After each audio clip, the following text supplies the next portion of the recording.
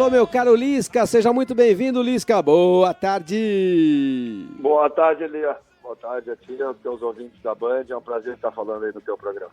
Meu caro Lisca, nem tudo que reluz é ouro, hein? Essa moda do treinador estrangeiro me parece interessante quando o Internacional demite o Alexander Medina, o cacique Medina, que não tinha tamanho para comandar o Internacional, e já convoca o grande Mano Menezes, que tem tamanho de sobra para poder comandar um time como o do Internacional. Aos poucos, o mercado começa a se ajustar, ô Lisca? Eu acho que é assim, Elia, né? Já não é o primeiro clube, né, que já tem experiência com treinadores estrangeiros e não tem uma sequência boa com 1, 2, 3 treinadores. Nós tivemos um exemplo aí com o Santos, né, que teve aí 2, 3, voltou a ter treinador brasileiro e hoje está com treinador estrangeiro novamente. Então o mercado está bem aberto com os estrangeiros, mas aqui nesse caso específico do Internacional, eu sou de Porto Alegre, tu sabe, os últimos 3 foi o Cudê, que teve um bom desempenho, mas acabou saindo por vontade própria. Depois o Ramírez, né? E agora o Medina. Realmente não conseguiram assim, os objetivos que eram propostos e que eles tinham. E hoje, né, dentro do contexto aqui no Rio Grande do Sul, Porto Alegre, torcida, imprensa, a tendência do Inter, e se confirmou, era um treinador brasileiro e um treinador de expressão como humano. E é interessante, né? Porque você conhece bem Porto Alegre, você conhece bem o Internacional e não dá mais para fazer aposta quando você está comandando o Internacional, quando você está comandando o Atlético Mineiro, quando você está comandando o Palmeiras. Não tem mais aposta, não, Lisca? Ou o futebol hoje está profissional demais para a gente ficar apostando, né? O mercado ele é assim, né? Ainda mais no momento de dificuldade, né? O Inter vem no momento de dificuldade, né? Principalmente por essas apostas, né? E numa mudança de paradigma, né, que seria uma ruptura com o futebol que era jogado no clube. Aí eu também, né, isso aí tem que ser muito bem analisado, porque os clubes têm uma história, né, tem um estilo de jogo, um estilo de futebol. O Inter aqui tem uma maneira de jogar, de imposição, de força, mas é um time técnico, é um time, né, academia do povo, que se chama, né? Então, tu tem que respeitar também a história, né, dos clubes e a maneira, o modelo de jogo, de jogo, né, os comportamentos da equipe, né?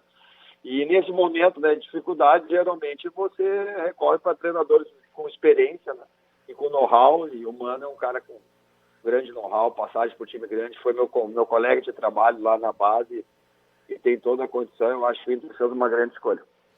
Ô Lisca, a gente tem treinadores portugueses, até foi motivo do meu editorial no programa hoje. A gente tem treinadores portugueses, todos importantes, todos comandando grandes equipes. Então, você tem o Abel Ferreira no Palmeiras, você tem o Vitor Pereira no Corinthians, você tem o Paulo Souza na equipe do Flamengo, todos gigantes. Mas, apesar de serem portugueses e muito bem preparados academicamente, cada qual tem o seu modelo, cada qual tem o seu estilo. Eu, particularmente, você sabe que eu sou um resultadista, eu gosto da ideia de ter o Abel Ferreira comandando o meu time. O que é que você pensa disso aí?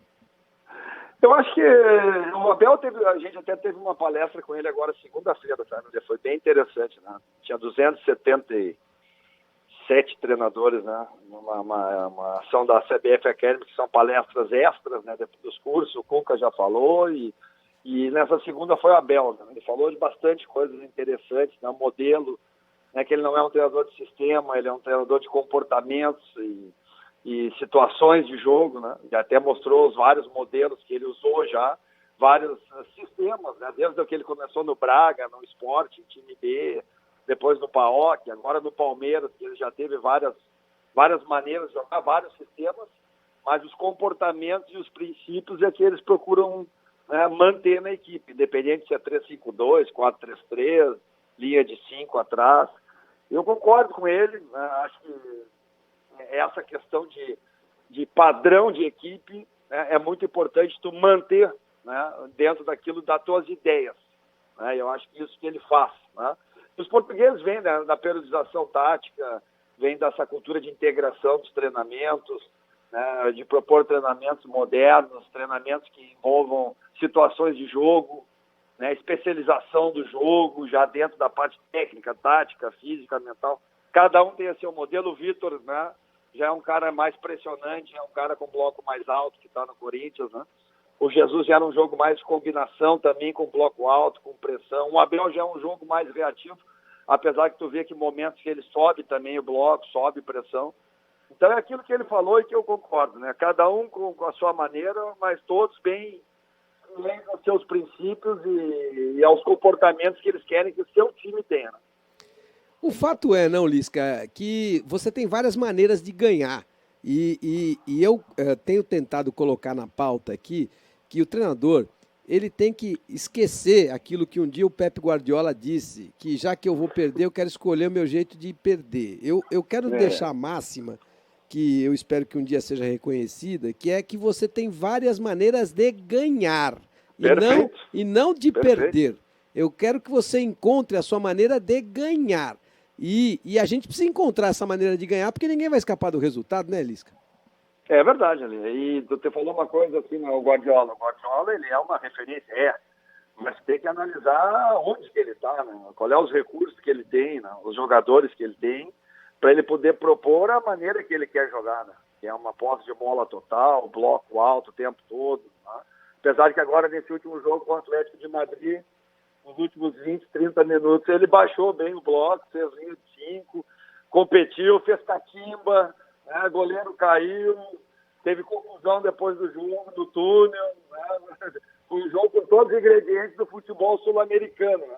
E como se fala que a Europa, né? Um dia antes teve PSG, o Chelsea e Real realmente terminou o jogo, todos se cumprimentaram com muito profissionalismo, mas um dia depois a gente viu uma série de situações, né?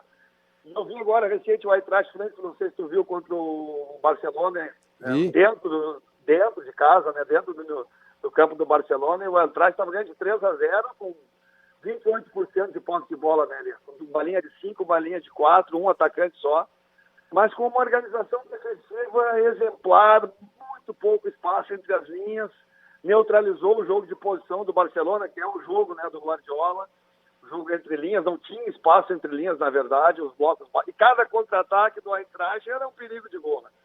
Depois terminou 3-2, mas o jogo poderia ter sido mais, né? E isso aí me chamou muita atenção. Tem vários times que, com muito menos posse de bola e muito mais objetivos, agressivos, né? E, vamos dizer assim, eficazes, né? Acho que a grande procura do futebol é eficácia, né? E aí você consegue os resultados, que é o gol, é você aproveitar as oportunidades criadas. Muitas vezes você cria 10, 12 e não aproveita. E vai lá um outro time, cria 2, 3, aproveita 2 e ganha o jogo. Aí eu acho que eu concordo contigo que o futebol ele é resultado e você tem várias formas de ganhar e a gente tem visto diversas, né? Acho que cada um tem a sua preferência, mas você tem que saber se adaptar também aonde você está, a cultura de onde você está, os recursos, a qualidade dos seus jogadores, os adversários, é uma série de fatores que fazem o treinador definir o seu modelo e a sua maneira de tentar ganhar. A grande verdade é que o treinador inteligente, ele se adapta à situação que naquele momento ele está vivendo, né? Então, ele precisa se adaptar àquela situação e a gente está vendo, quando você tem o treinador que é melhor, ele faz um time mediano jogar mais do que a média. Quando você tem um time, um treinador incompetente, e tem muitos incompetentes ainda, cada vez menos, né? Porque cada vez menos, porque o futebol vai ficando profissional, o futebol vai ficando muito profissional, então o treinador incompetente ele não tem mais espaço, porque não é que ele não consegue mais enganar, é que ele não consegue o resultado, porque o outro é mais competente que ele, o outro estuda melhor, o outro trabalha melhor, o outro pensa melhor e vai ganhar. E o futebol tem que ser mais lógico, né? Quanto mais lógico, melhor, mais reconhecido será o trabalho. Aquilo que eu estou falando há 20 anos. A gente rotula muito, né, Lê? A gente rotula muito, esse é reativo, esse é propositivo, esse não sei. Mas, cara, durante o jogo você precisa ter alguns momentos reativos. Alguns momentos você vai ser propositivo, alguns momentos você vai ter que valorizar a posse, alguns momentos você vai ter que ser agressivo e muito contundente, né? Em ações rápidas, verticais, né? Eu acho que esse é o grande time, né? Sabe ter variação de modelo de jogo, de maneira de jogar, para tu poder te adaptar àquilo que a gente falou, às circunstâncias e à tua necessidade. Então o futebol está caminhando para isso também, né? O jogo zonal também, né? O Abel falou muito isso segunda-feira, eu concordo com ele. Muitas equipes estão voltando a marcar individualmente, principalmente alguns setores.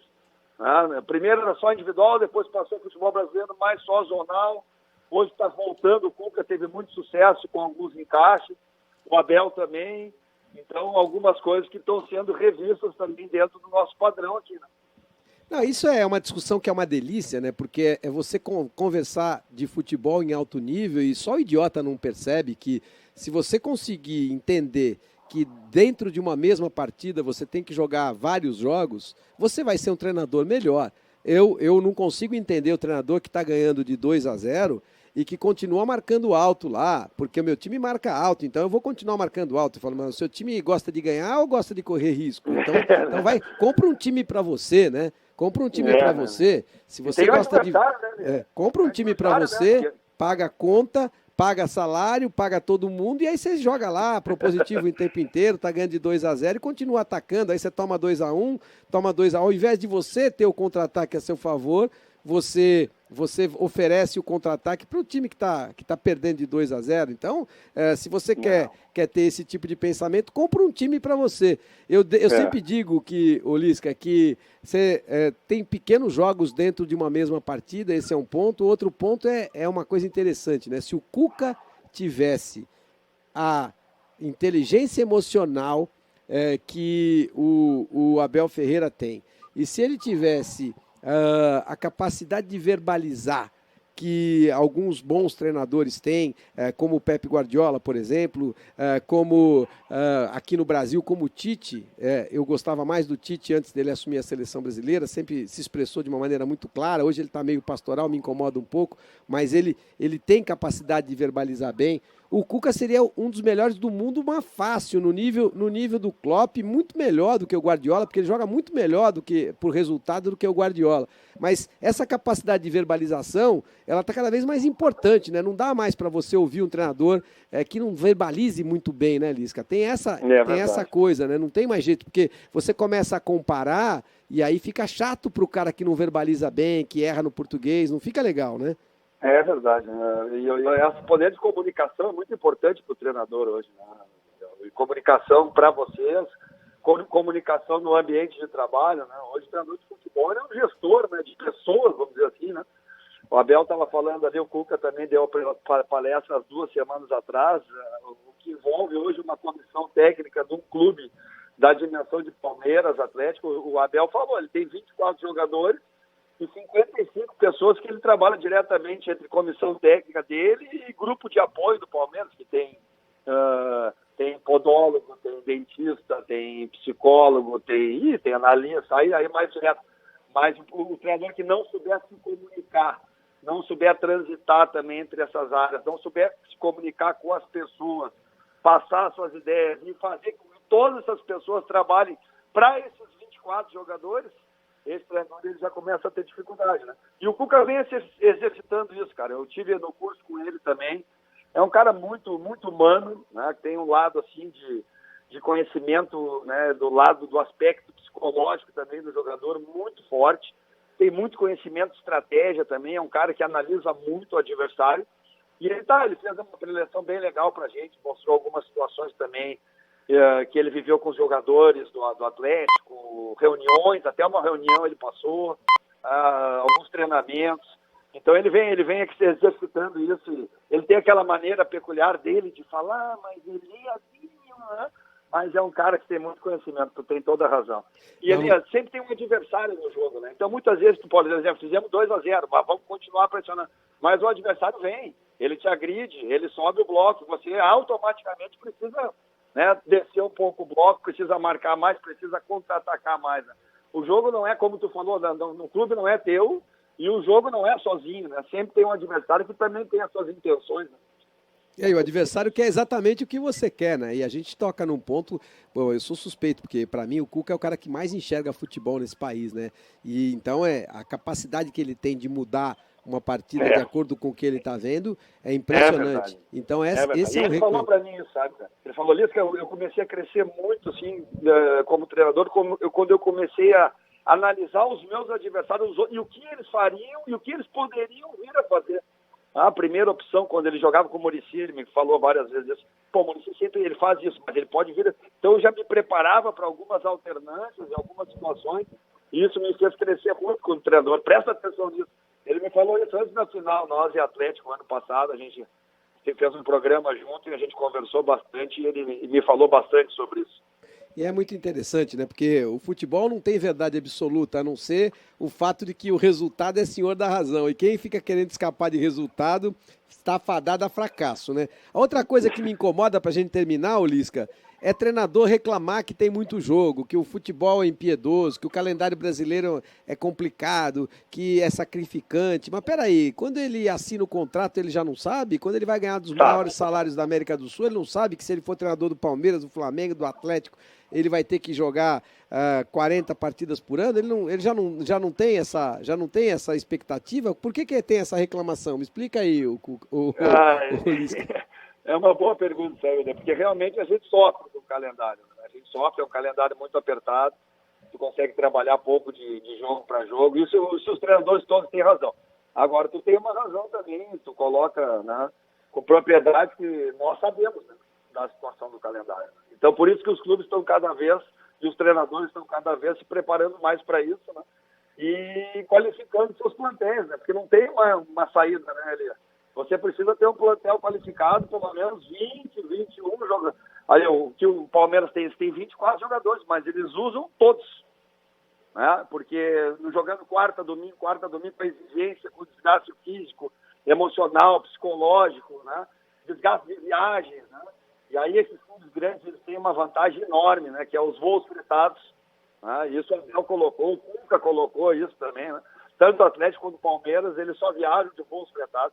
Isso é uma facilidade incrível para a recuperação. As pessoas não se apercebem, mas a dificuldade que tem um Inter, um Ceará, né, que são dos extremos, né, no Inter, Grêmio aqui, é difícil, né? Precisa dar uma investida nessa situação, né? Os dois colocaram muito isso e eu concordo.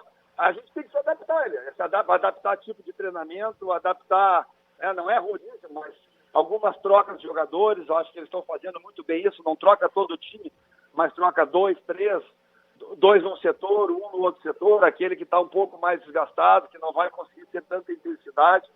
Eu acho que é um processo de adaptação, mas é aquilo que tu falou, quando o resultado não vem, né, a gente precisa também, né, colocar algumas situações e muitas vezes soa como desculpa, mas realmente o calendário é difícil, mas a gente precisa se adaptar porque é a nossa realidade. E é isso aí, não adianta ficar reclamando, né? Porque quando você assina o contrato, você já está implícito que você vai comandar a equipe e você torce para comandá-la até o final da temporada, e o final da temporada tem muitos jogos, né? Meu caro Lisca... Mas por isso que os clubes estão investindo, né? Na nutricionista, nos fisioterapeutas, no treino preventivo, recuperação, aparelhos, né? Academia, cada vez mais tecnologia, porque isso tudo realmente facilita para melhorar a performance e recuperação. Maravilha, meu caro Lisca. Estamos chegando ao final. Agradeço muito mesmo a sua participação. Você sempre engrandece ao meu programa e aos meus ouvintes. Muito obrigado e boa sorte, viu, Lisca? Valeu, Elia. Obrigadão, cara, mais uma vez pelo espaço. Um abraço para ti, para os teus ouvintes. E sempre que puder, é um prazer conversar sobre futebol com você. Um abração, cara.